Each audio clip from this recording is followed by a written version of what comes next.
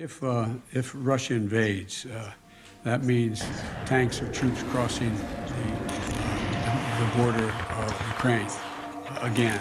Then there will be no longer a Nord Stream 2.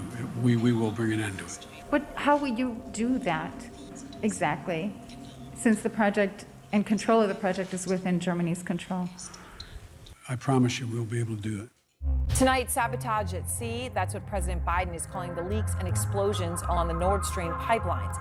Like a boiling cauldron, the busy Baltic Sea bursting with gas from ruptured Russian Nord Stream reinforced pipelines. First on CNN, sources telling us that European security officials observed Russian Navy ships earlier this week in the vicinity of those leaks in the Nord Stream pipelines that were likely caused by underwater explosions. Here's what we know. We know that Russian support ships, Russian Navy support ships, were spotted in the vicinity of the leaks on these pipelines. We were also told by a source familiar with the intelligence that Russian submarines were spotted in the general area last week. I think this is clearly an act of sabotage of some sort, and Russia is certainly the most likely suspect. It's incredibly alarming. President Vladimir Putin has blamed the United States and its allies for blowing up the undersea Nord Stream pipelines. It was a deliberate act of sabotage, and now the Russians are pumping out disinformation and lies.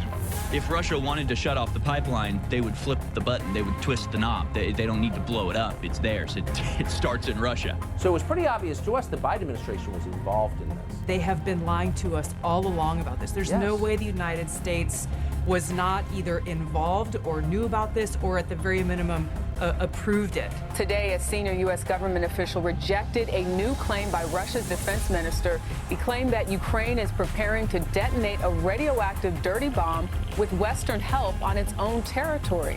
This is the first time the 101st Airborne Division has deployed to Europe since World War II. The idea that we're going to send in offensive equipment and have planes and tanks and trains going in with American pilots and American crews, just understand, and don't kid yourself no matter what you all say, that's called World War III.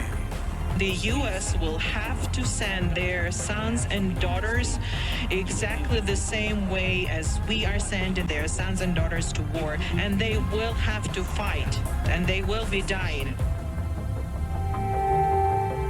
Air sirens blaring across much of central and eastern Ukraine today as Putin's forces ramp up. Washington has placed more than 8,000 U.S.-based troops on a heightened state of alert. Today, the U.S. sent in the cavalry, bound for Romania, right along the Ukrainian border. If we continue down this path, we may end up with a nuclear holocaust.